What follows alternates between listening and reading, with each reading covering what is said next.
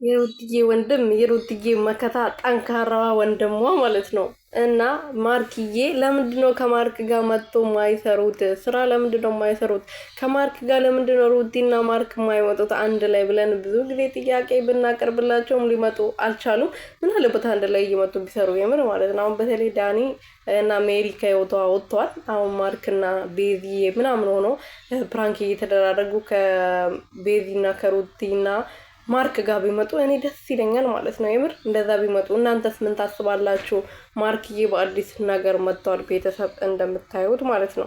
ሰላም ሰላም ቤተሰብ እንዴት ናችሁ? ደህና ናችሁ ወይ? እኔ ያለው እግዚአብሔር ይመስገን። በያላችሁበት ሰላማችሁ ብዘት ተረፍርፍ ይበልልኝ። የኔ ውድና ወርቅ እንቁ የሆናችሁ ቤተሰቦቼ ማርክዬ እንግዲህ ስፖርት እየሰራ ስፖርት ይሄ ቡታጀራ ወንዶች በስፖርት አልተቻሉም እናንተ።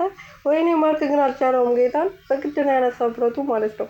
ከባድ ነው፣ ከአቅሙ በላይ ሆነበት። ወይኔ እንዴት እንዳነሳው እና ያው ውድድር አለበት መሰለኝ ከነ ማን ነው ሀብቴ ከብሩክ ወንድም ጋር ከአሳን ጋር ምናምን እና ውድድር አለባቸው መሰለኝ። እኔ ነኝ የማሸንፈው ማለት ነው። ይሄንን ስፖርት የሰራው ታሸንፋለህ። የሩትዬ ወንድም አይደለ እንዴ? የሩትዬ መከታ በሙሉ ያሸንፋል። አንዳንዶቻቸው አሉ እንጂ የሚሸነፉ ማለት ነው። አንተ ደግሞ ታሸንፋለህ። ይሄን እናምናለን። ማርክ የኔ ወንድ ማለት ነው። እና የሩትዬ ወንድም በመሆነ ብቻ ታሸንፋለህ። እሱን እናውቃለን። እሺ